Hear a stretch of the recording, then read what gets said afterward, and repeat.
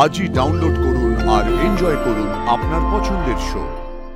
আমাকে দেখেছে আমার ছেলে মেয়ে, আমার স্বামী।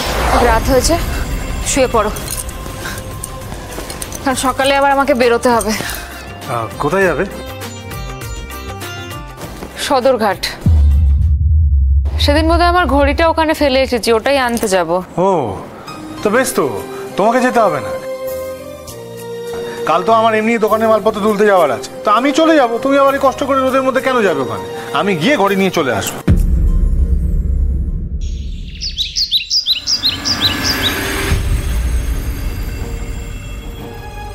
বাবা, হ্যাঁ কোথাও বেরোচ্ছে নাকি? হ্যাঁ, শহরে যাবো। কলকাতা যাবে? চলো আমিও যাবো। না, সদরঘাট যাবো, কাজ আছে। সদরঘাটে কি কাজ? কই আমাকে বলনি তো। এই যে তুমি আমার না বলে বাড়ি থেকে বেরো, রাত বেরোতে ফেরো, আমি জানতে চাইছি তুমি কি করো, কোথায় যাও? রায় সাহেব, গাড়ি বার করতে বলেছি। বাবা বলছি, তুমি এত রাগ করছো কেন বলতো? হ্যাঁ, আমি তো শুধু জানতে চাইলাম। না, আজ জানতে চাইবা না, আমি যা বলবো তাই করবা। বেরো।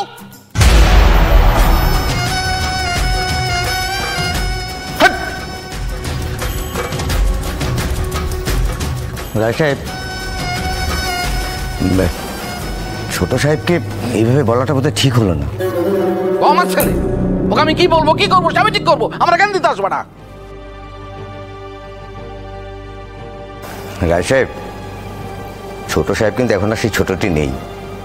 সদরঘাটে যাবে বলে আপনি যেভাবে রেখে গেলেন, এতে যদি ওর মনে একটু সন্দেহ হয় না, ও কিন্তু ঠিক খুঁজে বার করবে। তার মানে বলতে চাও প্রতাপ আমার সব কথা জেনে ফেলবে? আমি কিছুই বলতে চাইছি না রায় সাহেব, আমি একটু সতর্ক থাকতে বলছি। আর তাছাড়া সমীর তো বলে গেল যে ওই সদরঘাটের সংশোধনাগার থেকে সবাই এসেছিল।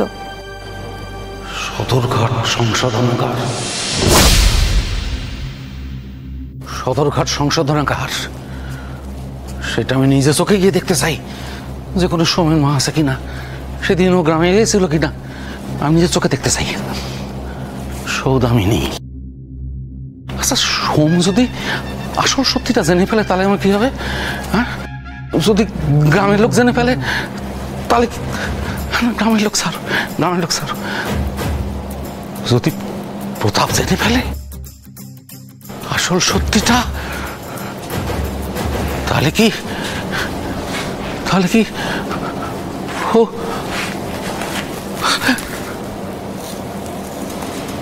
আমারে ঘেন্না করবে, ঘেন্না করবে? রায় সাহেব, আপনি নিশ্চিন্ত থাকতে পারেন। এতদিন যখন অগ্রমুখী ছাড়া আর কেউ জানে না, ভবিষ্যতে কেউ জানবে না। চলুন, আমাদের বোধহয় দেরি হয়ে যাচ্ছে।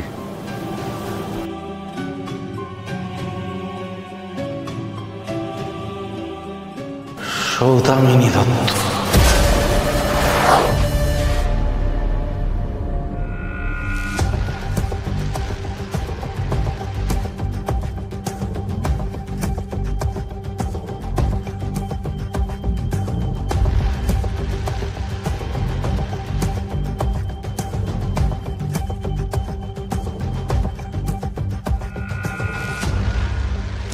নমস্কার স্যার। নমস্কার।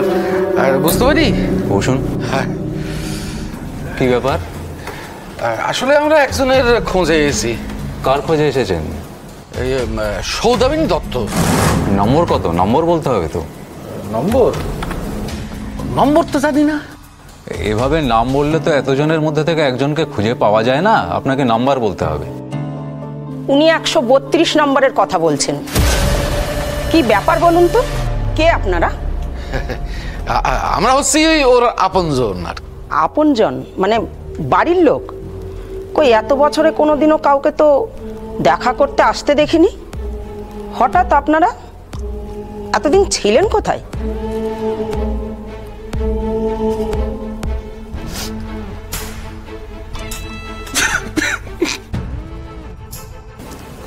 কি কাঁদছেন কেন আপনি?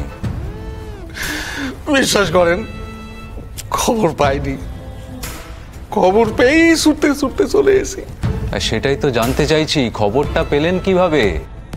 আসলে মানে আমরা তো ভুবনপুরেই থাকি, তো ওই বস্ত্র বিতরণী অনুষ্ঠান হলো, তো তখন ওনাকে দেখেছিলাম, আর ওখান থেকেই জানতে পারি। ভাবিনি ইহ জীবনে আর দেখা হবে, তাই চলে গেলাম দেখা করার জন্য। যদি একবার দেখা করার অনুমতি দেন। ওনাদের একটা ফর্ম দিন তো, ফর্মে কে হন, কিসের জন্য দেখা করতে এসেছেন সব লিখুন, আমি দেখছি। নেন, এটা ফিল আপ করুন। আপনারা ফর্মটা ফিল আপ করুন, আমি এখনই আসছি।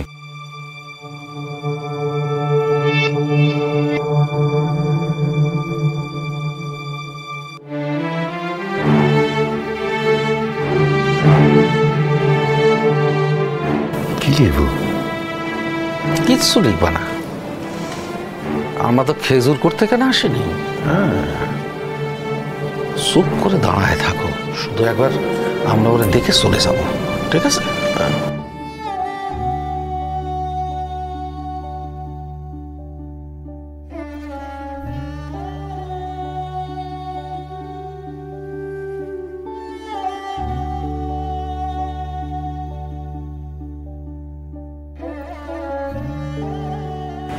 এই নিন মা।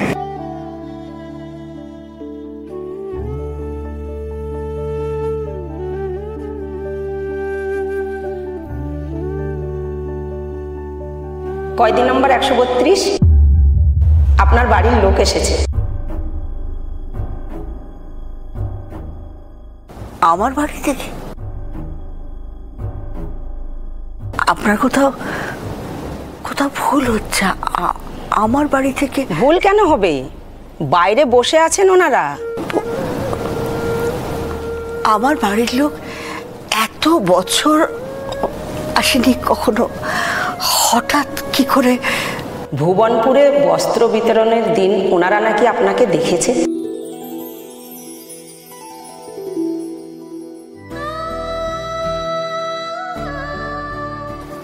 আমাকে